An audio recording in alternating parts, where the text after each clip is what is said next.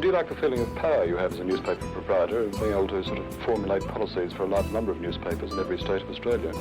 Well, there's only one honest answer to that, of course, and that's yes. Of course one enjoys the feeling of power. The newspaper can create great controversies, stir up arguments within the community, discussion. It can throw light on injustices, just as it can do the opposite. It can hide things and be a great power for evil. It's not a perfect system, obviously, but can you think of a better one? Hello and welcome to episode 8 of Medocracy, a podcast that keeps an eye on the news and influence of News Corp, the most influential media company in the Western world. I'm Cam Wilson. And I'm Sami Shah. Sammy, you're sounding a bit different this week. Where are you right now? All right, so this has been my life, right? Yeah, as you know, Melbourne's lockdown ended last week. Melbournians, we have been let loose and set free, and we've really enjoyed it. And this week, we were finally allowed to leave metropolitan Melbourne and go back to regional Victoria for holidays, etc. Thank you, Dictator Dan. Absolutely, the dictator really came through. And so, my partner and I, we booked a really lovely Airbnb on Phillip Island, really nice. And we drove here all the way, got here just in time to be caught in a massive storm, the likes of which hasn't been seen in a while. Howling winds, just wretched rain. The power goes out in 34 buildings on Phillip Island, one of them being our Airbnb. So I am currently recording this podcast from my car because cars provide kind of a soundproof studio. And the Airbnb itself is too much howling sounds for me to record the podcast there. I'm tethered to my phone on my laptop, and that phone battery is whatever I have is all I have, because once that dies, that dies. So yeah, I am basically glamping at this point inadvertently and coming to you as a makeshift studio as I possibly can. We are podcasting in extreme conditions today. Absolutely. We bring you Medocracy come rail, hail, sun or shine. Nothing can stop us. So today, for this episode, we will be talking to a current News Corp employee, Jane Hanson, about a really interesting campaign that I've often been fascinated about, which is their No Jab, No Play campaign. This has been, they've done over the last couple of years, and it's about getting vaccine uptake. We've talked a bit about, certain aspects of the empire that has been less keen on vaccines at point, but I do think it's an interesting kind of counterpoint to see, the ways that News Corp can use its power, sometimes I think for quite a good cause. Well, and one of the things we've mentioned before is how, News Corp internally has been very strict on vaccine uptake, on making sure staff and employees and everyone are taking on the vaccine. And it's just been some of the pronouncements of commentators externally that draw shade upon that internal, policy. So, yeah, it'll be interesting to see why there's also been this massive campaign for years now for boosters and all of these things, and to help with vaccination overall. And, no doubt will have an influence on their audience. Yeah, absolutely. And hey, just one other thing before we kick off into the episode. We've been doing this now for about 2 months. It takes, I'll pull back the curtain, it takes me somewhere between, 6 and 10 hours a week to pull it all together. So what we're going to do just to keep on, doing this, to make it sustainable, is we want to launch a Patreon, which if you are someone who is keen to see the show keep on going, you can just chip in a few dollars. It won't be much. I think we're just going to keep everything free. I don't even think that we're going to do anything particularly different for people who are choosing support. But I figured, if people like what we're doing, they can, give us, a little bit of pocket change that can help us even do things like, pay for the hosting, which is something that we have to do, and that kind of stuff. So we will pop the Patreon in the show notes. We're passing the hat around, and if you do feel generous enough and wanted to keep it going, please think about donating. Absolutely, because we love doing this, and we want to keep doing it. And it doesn't cost a lot of money to do this, but it does cost a little bit, and it costs a lot of time to do this. So if you like this podcast and want to support it, please throw some shekels our way. We would really appreciate it. And hey, look, maybe if things go well, we can be as doing as well as News Corp is, which we'll talk about in just a second for our News Corp News of the Week. Hey, Sammy, business is booming. This week, Executive Chairman of News Corp, Rupert Murdoch, you might have heard of him, Nope, announced never heard the name. Sorry, I mean, it sounds a bit familiar. I think when we go on, you'll recognize it. All right, okay, maybe I'll recall. Yeah. He announced that News Corp, the global News Corp, has had its most profitable year yet. Revenues went up 4% over the fiscal year 2021, including a huge 30% up in the last quarter. I'm going to throw a few little interesting tidbits at you that that just jumped out to me. The first one was that we've talked about the relationship between News Corp and the digital giants, Facebook and Google, and the financial relationships they had. I think this is just saying something that they've said before publicly, but just reconfirming the digital arrangements that they have. So, these agreements that pay the money. Robert Thompson, the CEO, said that they are clearly in the 9 figures. So that's in the tens of millions of dollars a year. And they are a significant revenue for the company. So, again, this shows that things are going pretty well for them in terms of their relationship with tech. Absolutely. And this is one of those things where it wasn't a revenue stream that was available to them up until 2 years ago, even. So it's an entirely new revenue stream. And some would argue a revenue stream that is largely self-generating because they didn't have to create exclusive content or create a new platform to cater to that stream. This is just their content that they put on air, their print newspapers that are the digital editions of, or their YouTube clips, etc., from, the Sky News. And all of these being streamed or being used on Facebook, on Google, on these platforms is now bringing them extra money. And it's a lot like the comedian friends I have who during lockdown were getting JobKeeper, for example, and, money that they normally wouldn't get, when lockdown isn't happening, and suddenly realize they're earning more money than they ever have before in their careers just from JobKeeper. So it's largely the same principle, but on a much, much, much, much, much larger scale, of course. Speaking of digital, they saw their digital subscribers in the fourth quarter after some of their regional papers went digital only. They stopped printing. They saw them go up 25%. It was a move that they called bold and necessary. Paying subscribers for their streaming services. So that's KO, Flash, Binge, and I'm missing one. What's the fourth one? There's so many they've got now. There's a fourth one? Yeah, there's a fourth one. Yeah, I remember this. There's definitely 4.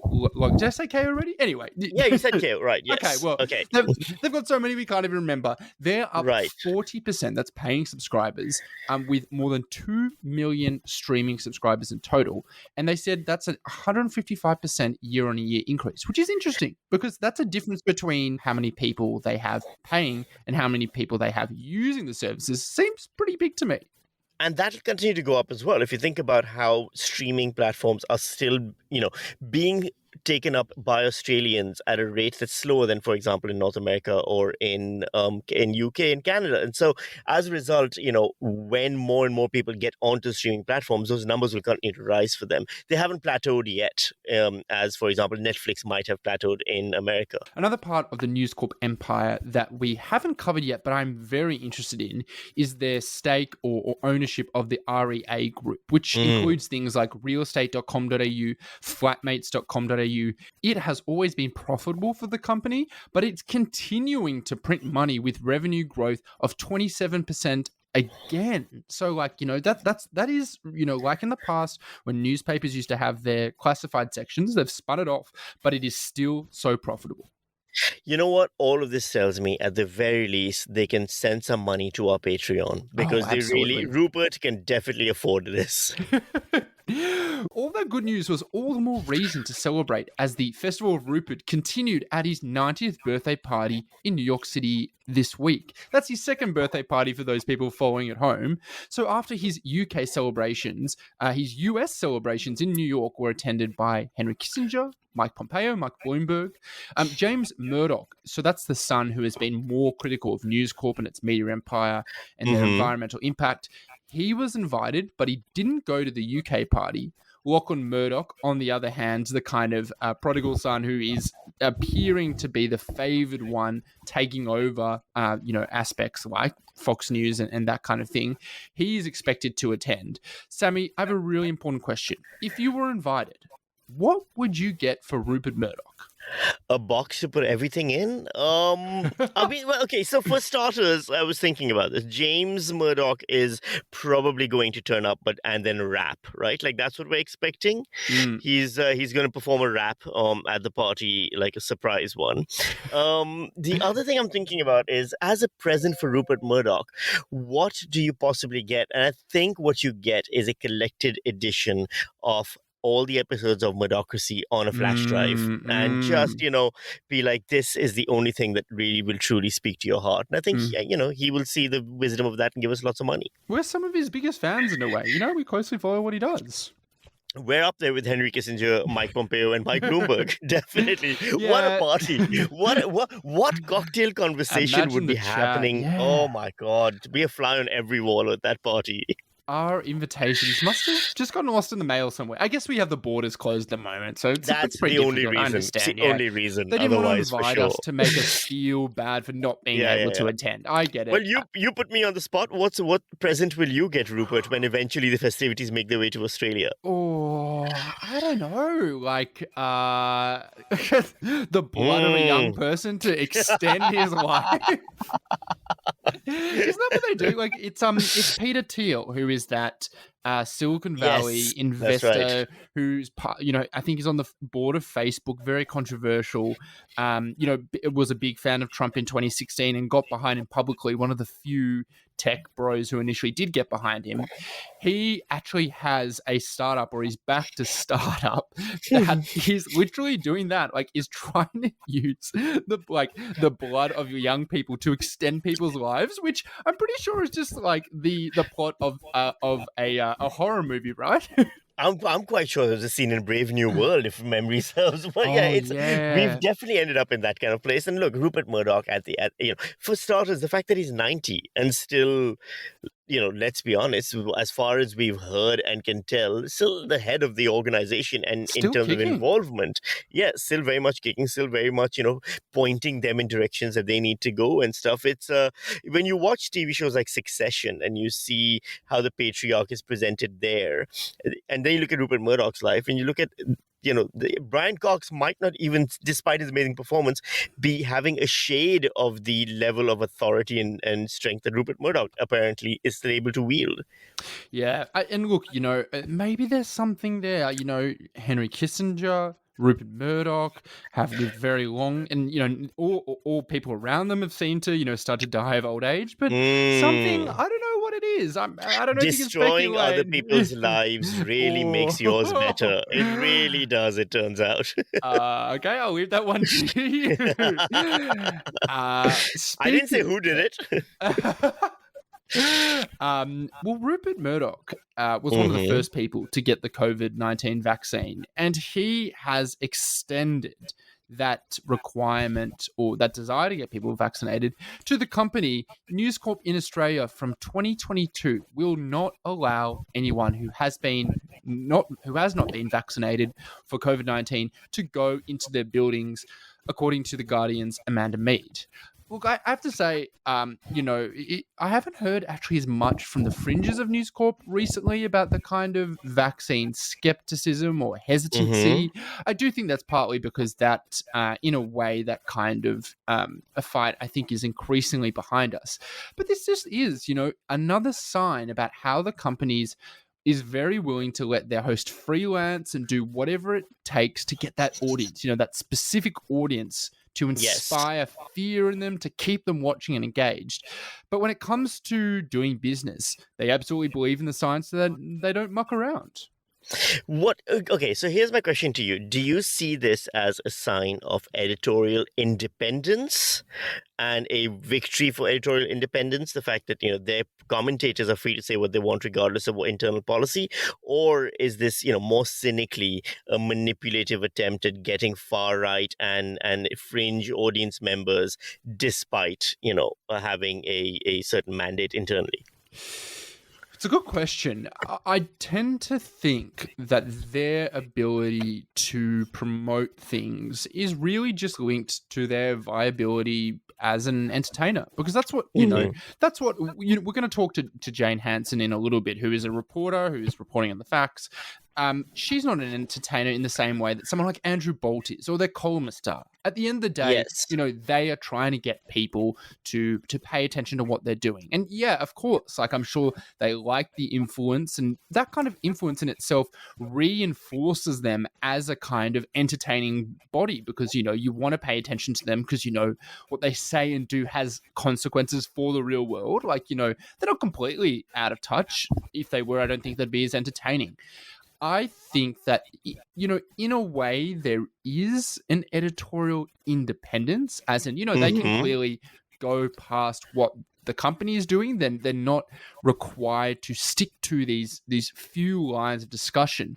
That being said, like, you can have editorial independence, but depending on who you hire, changes the kind of position that you have as a company. So that's not saying that, like, News Corp has editorial independence. So, next week on Sky News, we're going to see a show hosted by a communist, and they're going to talk about all their ideas about, seizing the means of production.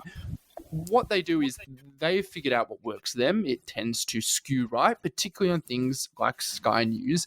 And that kind of, viewpoint also aligns the fact that they are a business, and they generally tend to be kind of pro-business points of view, but also just proven ways of bringing people in and keeping them engaged with their stuff. I think it's all about the money. Right. I think all of this kind of points to the final conclusion of give us a TV show, you cowards. Absolutely. To prove your editorial independence, give Sammy and Cam a TV show, Murdochracy, the broadcast. Yes. They should have actually. So one thing I didn't mention at the 90th celebrations, they did a video for the last one, and they're doing a video for this one as well. And I say, why don't they outsource it to us? I think we'd have a great crack at it. Absolutely. As I sit here in a car, tethered to my phone battery on Phillip Island, I am all about production capabilities, I can assure you. Sammy, that's just because you're reporting from the ground, you're salt of the earth among the people. And finally, another little scoop from Amanda Mead, The Australian. The coal-loving Australian, the voice of big business in Australia, is who described it as the New York Times of Australia very recently. That was actually a Jeff Tempeke who we had on the on the podcast who did get a bit of blowback from that. Sorry, for people who can't remember, we had Jeff Tempeke. He is a climate reporter from New York. And he wrote about Rupert Murdoch and News Corp and how the company embraced climate change, but their host hadn't. And one thing that drew a little bit of ire was that when he described The Australian as the New York Times of Australia, and I think that had people a little bit rolled up. Yeah, well, as it is the national broadsheet of the country, whether you like it or not. So yes, I think that's maybe where the similarities ends. Anyway, The Australian is looking to launch a youth paper called The Oz. So that's the OZ. Oh, all right. News Corp is advertising right now for a senior digital designer and social media staff for what they call an energetic startup, and they're offering the opportunity to design the brand from scratch, according to ads on seek.com.au. There are a few cues, Amanda writes, to what the content is planned, but the ad says the design style is bold and refined. It certainly is a bold idea to attract a young audience to what is traditionally seen as a brand for old white men, end quote. Sammy, if you were the editor of the Oz, the Youth Oz, what kind of angle would you take? What kind of stories would you like to run? Yeah, that's the interesting thing, right? Like, how do you run stories that are not really appealing to, at what their own words are, old white men, and therefore appeal to the only other audience that they can probably hope to attract, which is young white men. So it's really just down to that. I might be the wrong person to answer this question, but here's the thing I find interesting. The name The Oz has a storied history in Australia already. And I was a bit surprised by the name that they've chosen. So if you don't know, Oz, OZ, was a alternative counterculture independent magazine published in the UK and in Australia simultaneously. And it was published from I think 1969 to 1973. And the editors of that were very famously Richard Neville, Richard Walsh, and Martin Sharp, all three of whom, oh, by the way, and the London version, the reason I learned about this in the first place, the London version was founded by Jim Anderson, who's very famous as well. And so they were the first ever obscenity, or maybe not first ever, sorry, the last obscenity trial in the UK and in Australia, where they were found guilty, and they had to stop publishing the magazine because all the editors pleaded guilty to it because they were just that bold with their satire. I think the main picture, though controversial one, was the editors kind of weeing over on the corner of some building in, I think, Parliament in Sydney. Okay. And yeah, it was the thing, but the name of the Oz magazine, or Oz at least, is old, and it is known, and it has a history. So I was quite surprised to see them go with this name, because I'm sure the copyright isn't there, and maybe it's been long enough people don't remember, but it's still got an edgy history to it, which is kind of cool. Maybe that's them trying to tap into that, the idea that they say if you're like, in your 20s and you're not on the left, you don't have a heart. And if you're in your 30s and you're not on the right, you don't have a brain. Like they're trying to, what was in the past that kind of, people who were young and considered themselves like quite progressive. But as time has moved on and they've, gotten jobs, gotten houses, settled down, come to their senses, as some people would say, they've then suddenly, tacked a little bit close to the right. They're like, why do we have to do so much on climate change? And I'm pretty worried about how woke everything is. I think it's interesting. I a lot of people out there are like, how are they going to do this? Like, are we going to see them right? This is like 16 pictures of coal that make you and that's peak bestie, or yes. like kind of a BuzzFeedy style combined with their pro coal mining, pro big business kind of agenda. I think that I think there is something that they could do, which I think there is a young audience who might even be kind of like socially progressive. They don't want people to be, they're maybe progressive on things like Indigenous issues. Maybe they want a bit more climate change kind of action, or at least the kind of going through the movements of it. But aren't particularly woke, for example, or aren't aligned with the kind of woke leftism. Exactly. And a kind of, I guess, receptive to this idea of, it is pretty what woke culture, and can I get cancelled for saying the wrong thing, which is always like kind of super exaggerated. I mean, like, who actually gets cancelled, but by playing to that audience, by kind of having this young conservative I guess tilt, I think there is a potential there. I think people probably shouldn't underestimate this. I think the question is, how can they pull this off without seeming like that Steve Buscemi meme where he's just walking and pretending to be a high schooler, it's just that. Look, how do you it's do, doable. Kids? That's right. How do you not get that tone? Look, for example, one of my favorite satire websites, not because it's particularly funny, but although from time to time it does manage to do some funny things, is the Babylon Bee. I don't know if you've heard of it. It's a Christian conservative, new satire website. And sometimes they actually manage to be pretty funny about some things. And sometimes, of course, it's just, punching for the sake of punching. But there is space here, I think, which is currently maybe being filled by Joe Rogan's podcast, which clearly they've realized that they need to monetize somehow and earn some more advertising revenue from.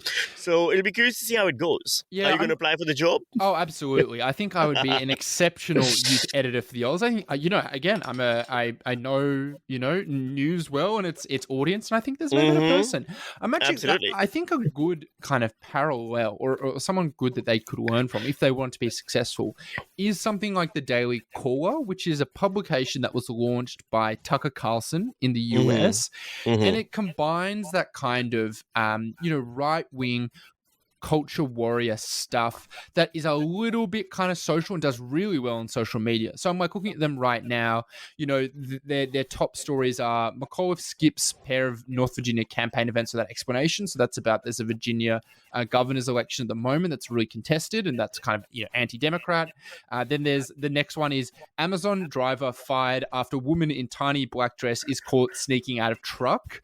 And then the next one is like one of Trump's most prominent GOP critics announces retirement.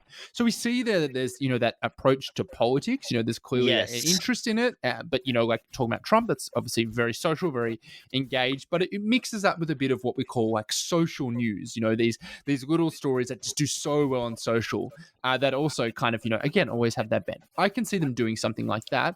I think that people saying that, oh, this is going to be a failure and it's going to be, Paul Kelly, trying to write to young people, I think is a little bit short-sighted. Look, I think at the end of the day, given the revenue increase, the fact that this was the most profitable year for News Corp in a while, shows that they kind of know what they're doing, whether we like to admit or not, when it comes to making marketable products. And the other thing that I think is worthwhile over here is in Australia particularly, which is the market we're talking about here, there isn't enough content aimed towards young people. Our media is notoriously for the old by the old. And you see that across the board in left and right media, from the ABC, and the many times it's been criticized for creating content that is just out of touch, to, The Age, to Channel 9, to Channel 10, to the News Corp and everyone like that. So any effort to kind of bring more youth content into the space is very good, because youth content begets youth content, hopefully. Yeah, totally. I can even share a little scoop. I don't think it's actually been reported anywhere. I know that the ABC is actually cancelling its daily youth focused or millennial focused podcast called The Signal. Okay. And they used to have ABC Life, which became ABC Everyone. But it's interesting that critics of the ABC have focused, and a lot of those people in News Corp have focused on ABC Life, and then also The Signal is being launched. My understanding is as a podcast, daily news podcast focused at kind of older people. There is a young audience there that if News Corp wants to continue its role as a major media company, that they could actually try and go and get, and particularly the ABC focuses on different things. They're like, we get them in early, we get them interested in the stuff, and then we send them along the pipeline to enjoy all of our other stuff, like the Oz, like Sky News, etc. Exactly. Yeah, I think it's smart. Right now, places like the ABC and even News Corp for so long have been focused on fighting for that space to be the last thing someone in an aged care facility listens to before life flees their grasp. It would be nice for them to kind of focus on some other audience just for a brief moment.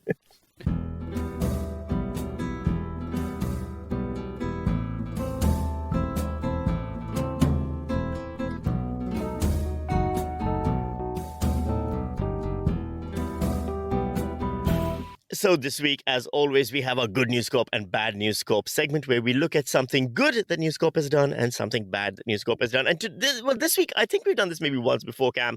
I want to cheat a little bit and present the exact same story for both Good News Corp and Bad News Corp. Now, as you might have known, if you paid attention to the news at all this week and were able to get past Gladys Berejiklian's ICAC hearing, Prime Minister Scott Morrison released the Australian plan, which was our plan for, net zero by 2050. Some people have noticed it wasn't a plan, more of a vibe, maybe a bit of an outline of a plan. There's more clip art in the plan than actual words, but it was a plan, and he presented the plan, and he was quite proud of having presented the plan. Now, environmentalists and people critical of the Australian government have said it is not a very good plan. It's a plan that kind of sort of just promises things that aren't ever going to happen, relies on miracles and magic, and is fairly quite embarrassing. As has the exact same criticism been leveled at the government and Prime Minister Scott Morrison from Andrew Bolt. So I watched Andrew Bolt's TV show. I didn't watch the TV show. I watched the clips on YouTube to see. I was curious to see how, some of the Sky News After Dark commentators would take Scott Morrison's plan. And it's really funny how the language that he is using is very similar to the language that critics are using. So as a good news scope, and I'll get to the bads in a second, as a good news scope is Andrew Bolt being as openly critical of this vague, nonsensical plan presented by Prime Minister Scott Morrison that relies on technologies that have not yet been invented to get us out of this magically existing problem. Andrew Bolt, I think, did a good job of critiquing and punching holes in that plan. The Prime Minister's bizarre press conference today explaining, supposedly, his new plan. You know, there's a famous Australian children's book by Norman Lindsay called The Magic Pudding, starring a pudding called Albert. You could eat all you like of that pudding, and magic, it never got any smaller. And today, Prime Minister Scott Morrison presented his net zero plan. He called it the Australian way, and it is right in that Australian tradition of the magic pudding. Now, that's the good part. The first time I think that Andrew Bolt has ever won this award. I don't think I would have predicted this when we launched it. Exactly. We'll have to contact him. We'll send him the trophy. I'm sure he'll want to, accept it. Maybe give a speech. It's a very high honor. It is a very big deal. It's a very big deal. It's only given out once every week. And he gets the double trophy, though. He gets a double whammy because the Bad News Scope story is the exact same segment. Because in the Bad News Scope version of the exact same segment, he, critiques Scott Morrison's plan. But then at the end of that critique, he says, and it would have been worse under Labour because this plan is useless because it wastes your money. Labour would waste twice as much money.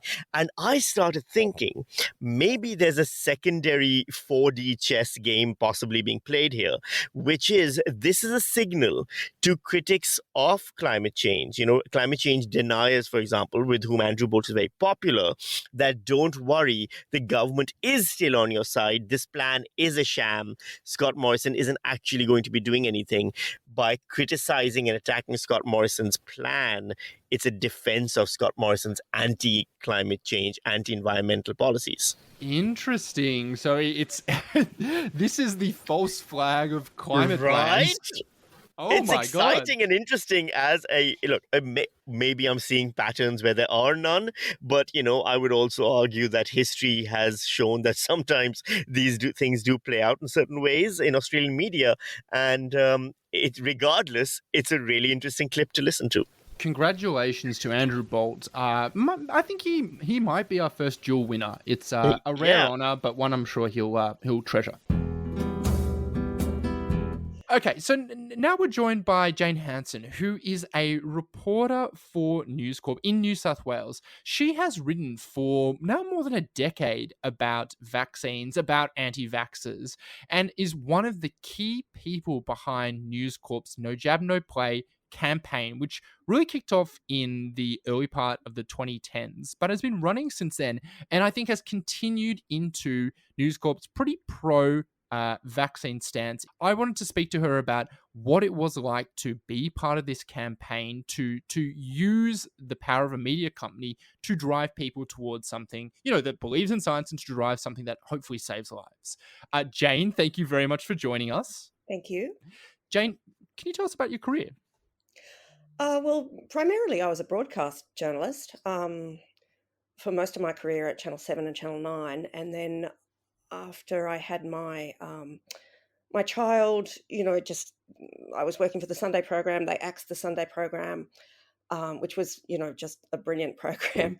And I just reinvented into print journalism because it was easy to work from home with a kid. Just one of the things that women do to accommodate their kids. Jane, you've been covering vaccines and anti-vaxxers for a long time. A lot of people have given it more attention, I think, lately, but you really are an OG on this. When did you first start being so interested in it?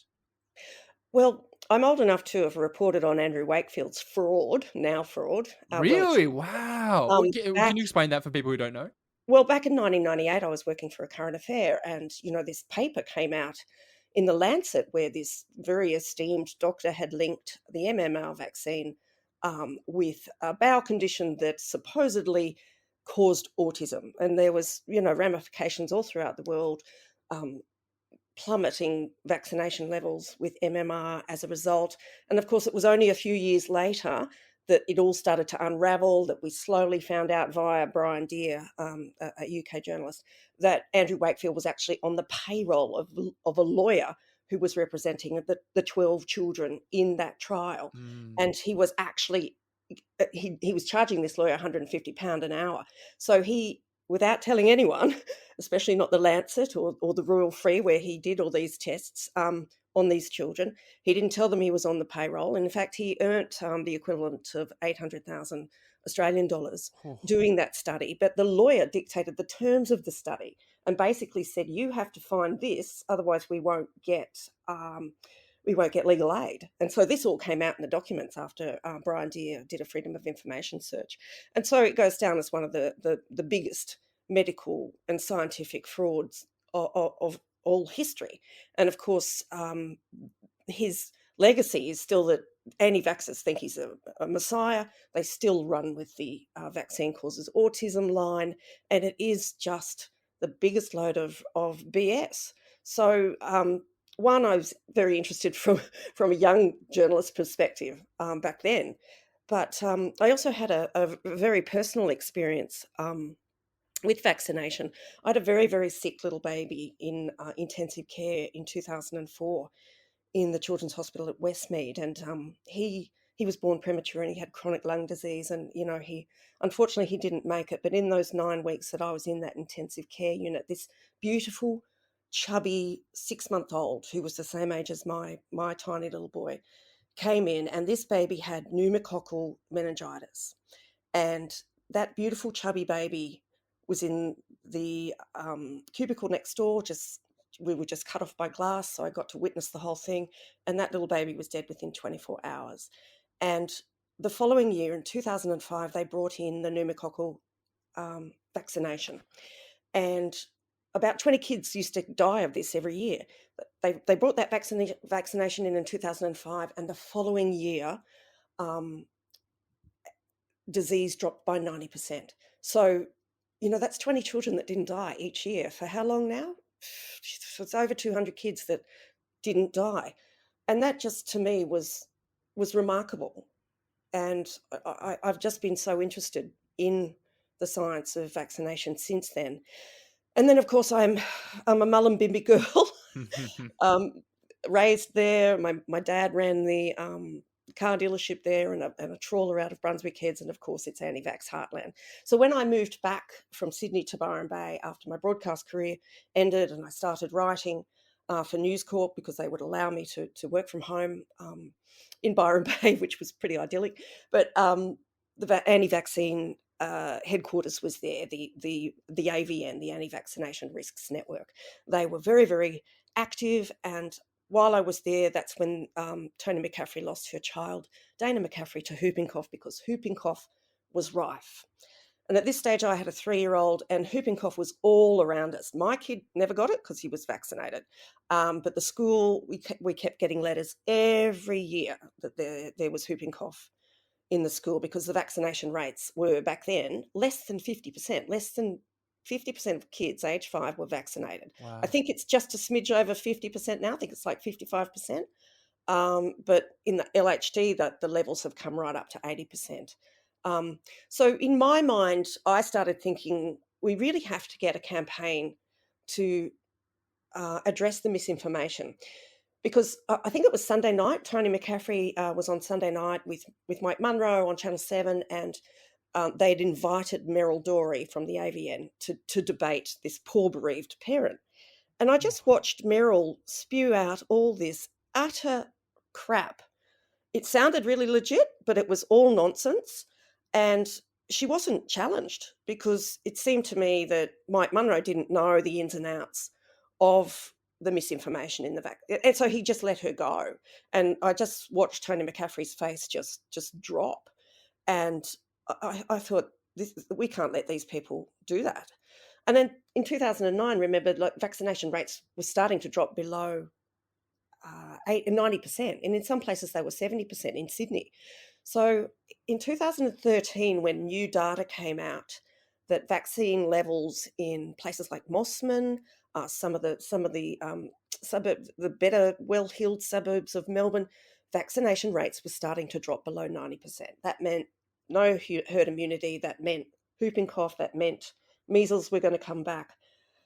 And that's when Claire Harvey, my deputy editor, and I came up with a campaign. Let's use our might at News Corp to challenge this misinformation.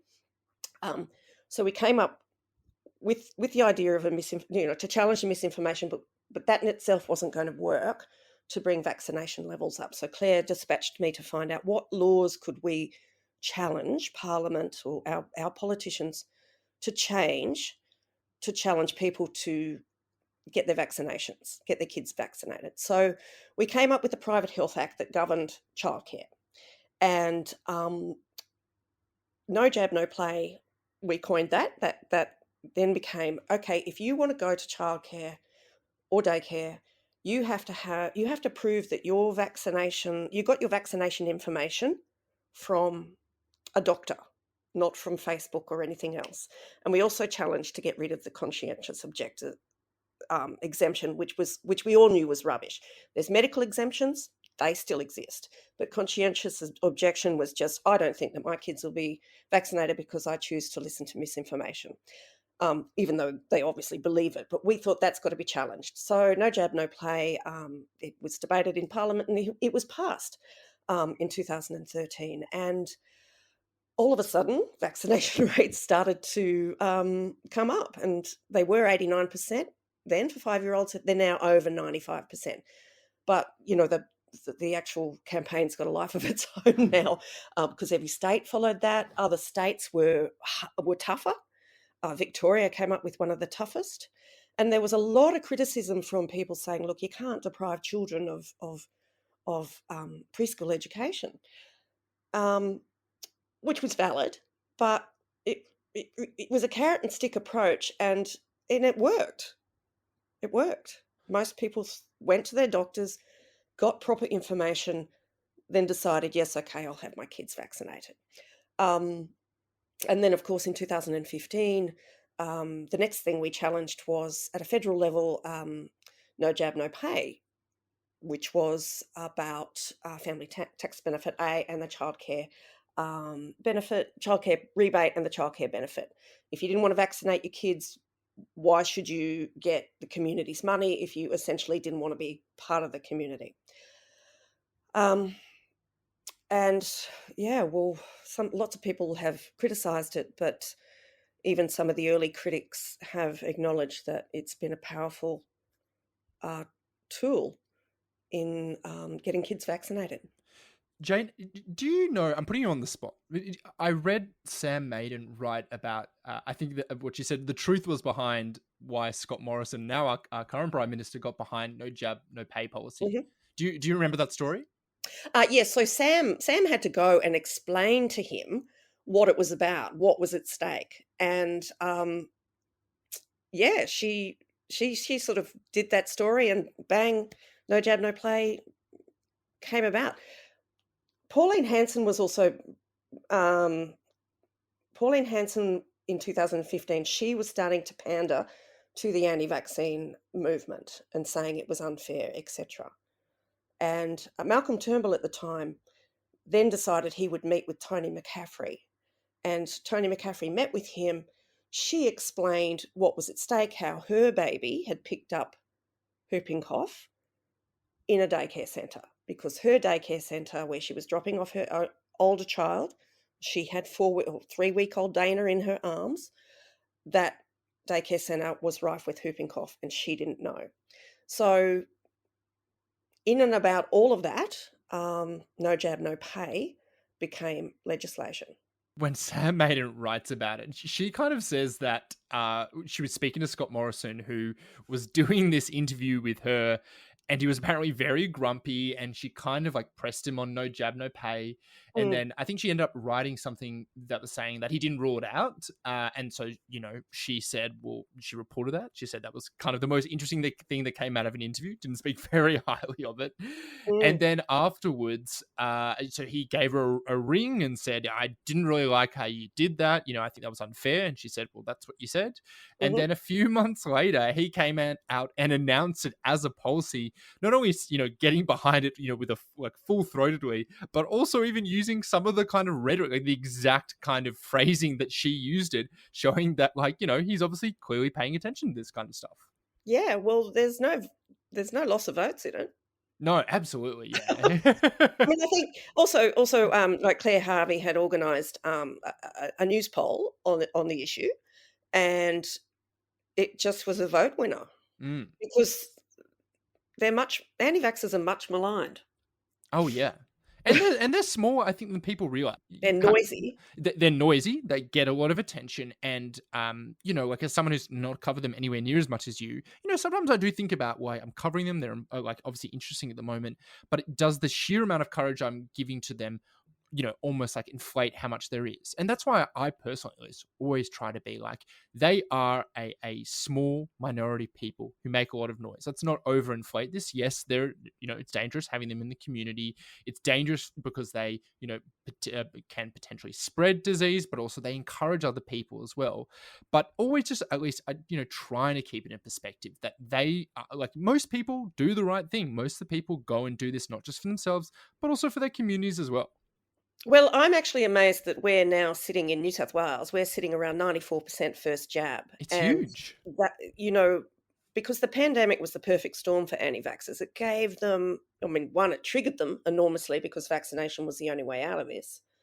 And two, they could capitalise on the fear of the unknown, which has always been, their currency. And then, of course, they've got these platforms now with live streaming, and they look louder, they look bigger than what they are. And they have been trying to co-opt other people into their movement, the far right, the union movement, just this mishmash of people. And I actually think after No Jab, No Pay and Play that they were actually starting to diminish until the pandemic came along, and that reinvigorated the movement somewhat. But still, I'm so pleased with the majority of Australians that are choosing to see it for what it is, which is misinformation and mischief. Absolutely. Now, I want to I wanted to ask something specific about the reporting that you do that I think is very smart. And you alluded to this with the Andrew Wakefield story. One thing that I've liked that you do is when you're talking about anti-vaxxers or throughout your coverage, you look at where they're making money. Like, you follow the money, a classic like journalism, I guess, piece of advice that they get. And you kind of, what you show is that time and time again, that these aren't people who are just trying to often spread the good word, they really believe it, but often that they have a financial interest in it as well. They're all on the grift. It's amazing. They've all got their hat out. I mean, it's extraordinary how much money's in it. I mean, Andrew Wakefield's documentary, Vaxxed, which, he tries to redeem himself, that made 1.63 million in 2016. There's huge money in misinformation. Mm-hmm. And you end up dating Elle Macpherson as well. Yeah. And the thing, that whole wellness movement too, it's very much embedded there. The Australian Vaccination Network, they exist on handouts. I obtained some of the tax returns that they've been really cracked down on now, but they were turning over about $300,000 as a non-profit. So it really bought a lifestyle for Meryl Dorey to run around in this bus with her volunteers, listening to people's vaccine injuries, while she's pretty much getting paid for it by her donors. And that's the other thing about these people is they exploit people's grief. Okay, so children do die, and children do get injured from all sorts of things, mainly viruses and vaccine preventable diseases. But kids with autism, they'll come and tell their vaccine injury story. And I've been watching some of the stuff that the AVN has been putting up on Facebook, and I cannot believe they're still on Facebook. These people saying, "Oh, my child had autism," and he started displaying symptoms at 9 months, even before he'd had his MMR vaccine. Like, they just don't even apply any critical questions to it at that point. Like, well, the child hadn't had his MMR vaccine at that point, but you're blaming that now? That it's not journalism, it's campaigning. Yeah. And they let these parents believe that they made some dreadful decision, which has harmed their child, which of course we all know is rubbish. Another woman went in there and said how her child died of sudden infant death syndrome. Well, what we know about sudden infant death syndrome now is that many, many, many of the cases are actually suffocations. Co-sleeping is a problem.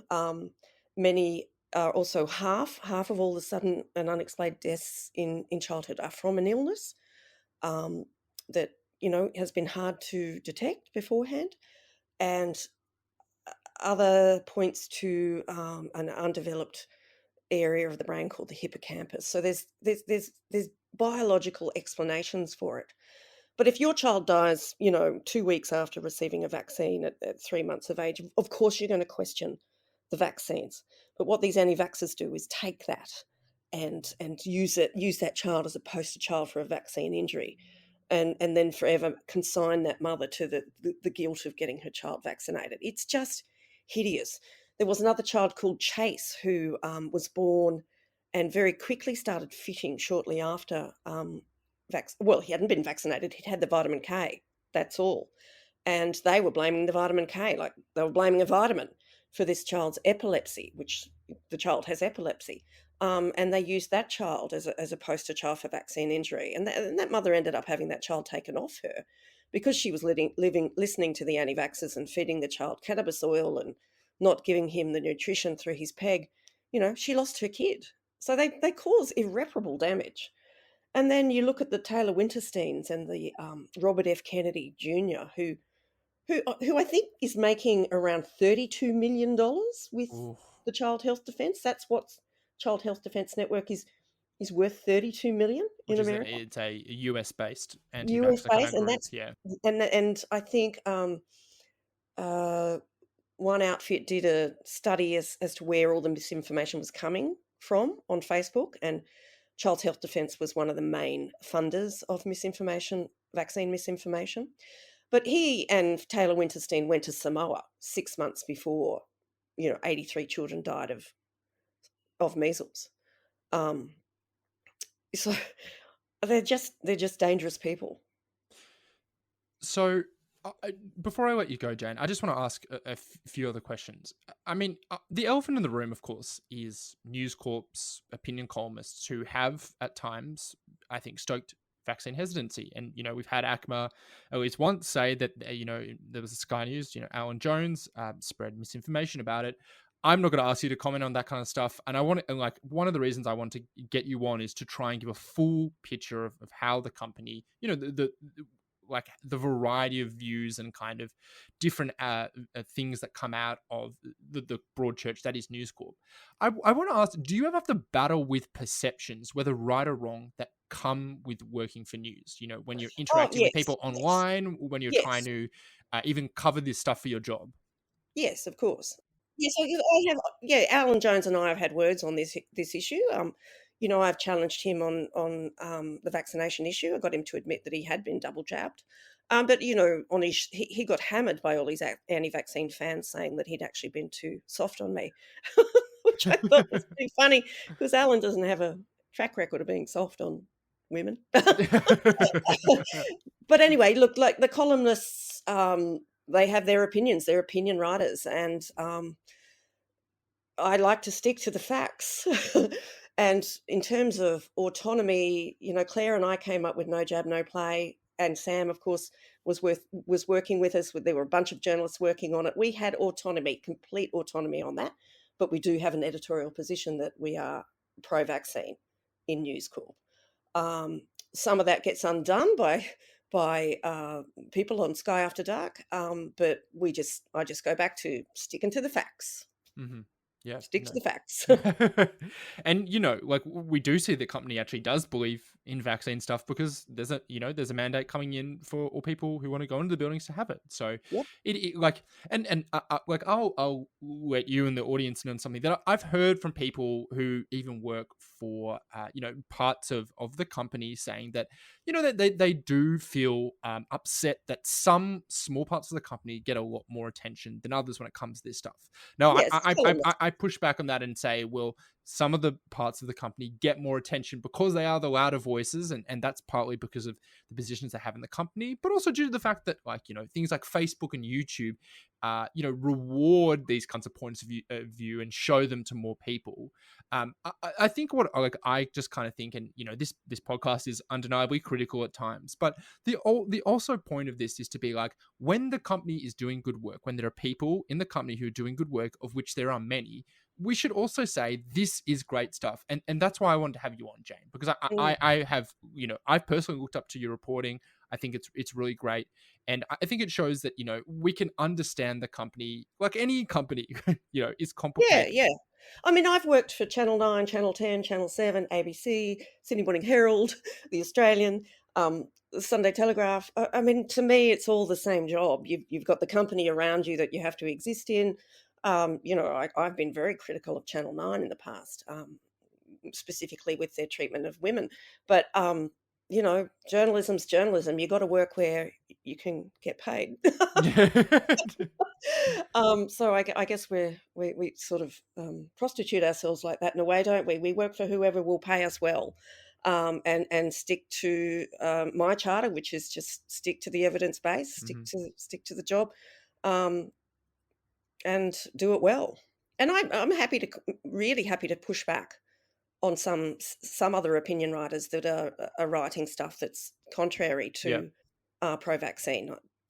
That's my job. How do you do it? Do you do it like? I just write a story countering it. Okay. And you think like that? I mean, how do you think that works in the end? Sorry about the golden retriever. In the That's okay. How do you think that all shakes out? I don't know. I haven't been sacked. Okay, well, I hope let's keep it that way. So, Jay, we might finish it there. Thank you so much for your time. I really appreciate it. Hi to your dog as well. Oh, yeah, sorry about that. No problem. Thank you so much, and I really appreciate you reporting on this. I think you do great work. Yes, thank you, and I'll just go and shut Goldie up now. Thank you so much for listening to us. If you haven't already subscribed, please, you can find us on Apple Podcasts, Google Podcasts, Spotify, basically anywhere you get a podcast, we are there. The most fun that we're having, though, is on our Facebook page. That's at the Murdocracy Podcast Facebook group. Join the page. Everyone's posting stories about News Corp and having discussions about News Corp and their wider role in society. It's a really fun community. And also, of course, we have launched patreon.com/Murdocracy. That's MURDOCRACY. It's our plea for a little bit of financial support so we can continue doing this. In the meantime, thank you so much to Kevin MacLeod for the theme music, ABC for the archival footage of Rupert Murdoch for the intro, Ruby Innes for our artwork, and of course, thank you to you, Cam Wilson. Thank you so much, Sami Shah. We'll catch you next week. Enjoy.